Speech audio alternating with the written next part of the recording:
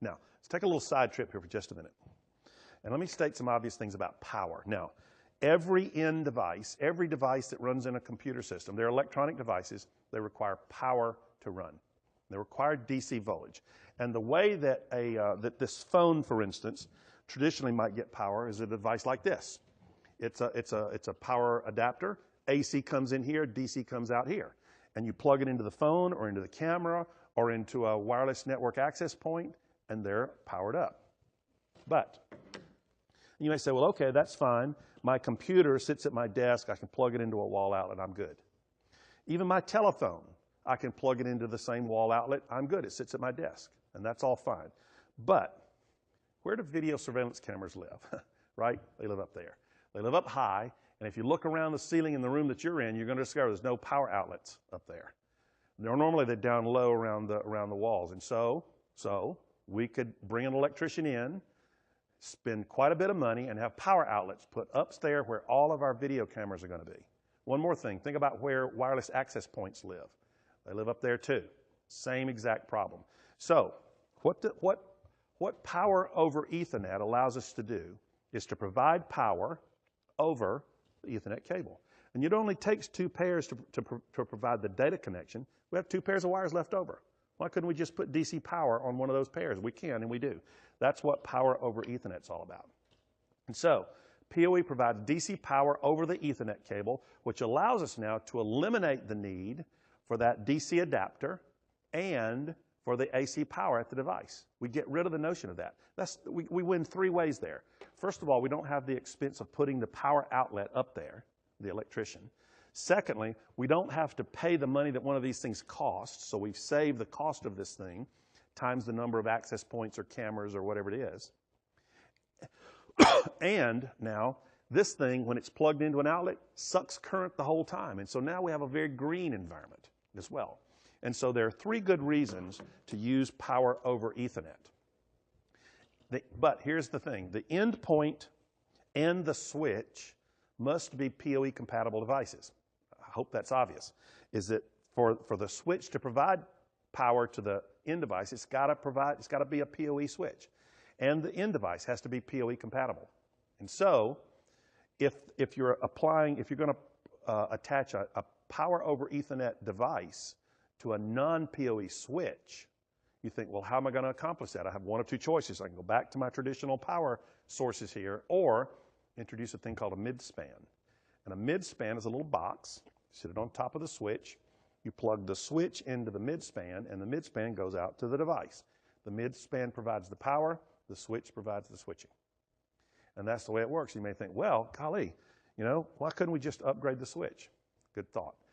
So power over Ethernet is a great upgrade opportunity for the switching fabric of a network. So you can always introduce a midspan device if needed. Now let's talk for just a minute about PoE standards. We talk a lot about standards, a lot about protocols and the like. And so if we're going to get power to work appropriately, we needed a standard. And so we went to the IEEE, Institute of Electrical and Electronic Engineers. And of course, they came up with a standard for PoE. They call it by a number, 802.3 AF. That's the name of the PoE standard. And 802.3 AF will provide a maximum of 15 watts of power.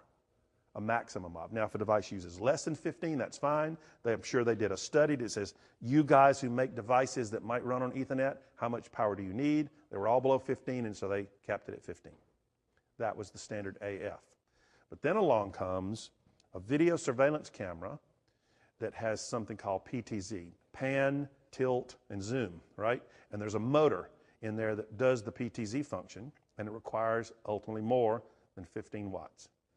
Big need here. We've got a lot of these newer cameras and other devices that are coming along that wanted more than 15 watts. And so I went back to the IEEE and said, we need a better standard. So they created a new one for them called 802.3 AT. And it's the newer standard. It's been around for a while now, to be honest with you. And so AT will provide anywhere from 25 to 60 watts based on how you implement it. Now we have two standards out there. And again, we're in one of those sort of transitional stages. Now, I doubt that we'll ever completely transition away from AF and to AT, kind of the way we have some of the others. The reason is it costs a good bit more to provide an AT solution. It's a much bigger heat sink in the back. And so, listen, I'm not the one to choose, but the fact is, for quite a while now, there may be AT products and AF products on the markets. In fact, some vendors, some manufacturers of switch products created Power over Ethernet before there was the 802.3 AF standard.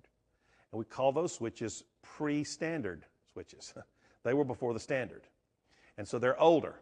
And honestly, there's some adapters that would allow you to adapt the older switch to the newer AT. But again, think, it's an opportunity for upgrade at that point.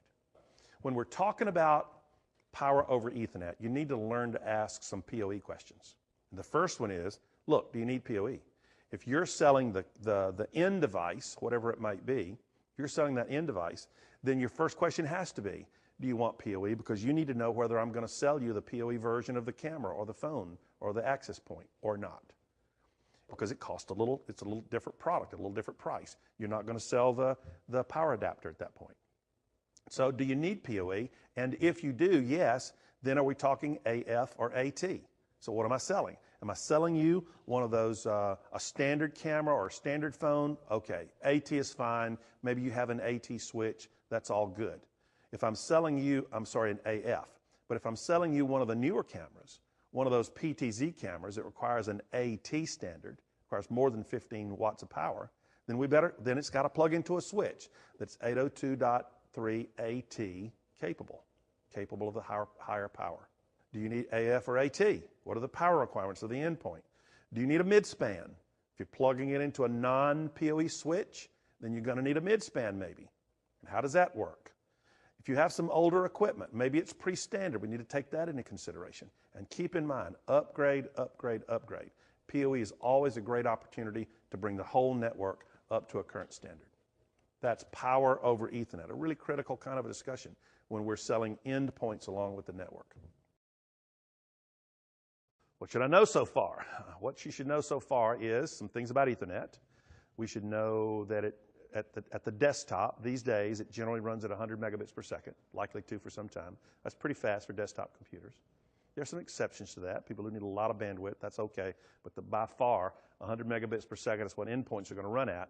There's also gigabit Ethernet, 1 gigabits per second. That's for a backbone network. We'll talk about that in a minute. There's also 10 gigabits, which is crazy faster, and there's some applications for that. We know that Ethernet runs on UTP, and that it has some limitations, less than 100 meters, and that it will run on fiber, and it has some limitations. It's costly, but it runs for more than 100 meters. That's what you should know about Ethernet. Power over Ethernet provides power to DC power to PoE devices, and there are two standards, AF and AT. Switches. What you should know about switches you probably already know, and that is they connect endpoints to the network, they forward packets based on the MAC address, and that's a layer 2 device. That's a network switch.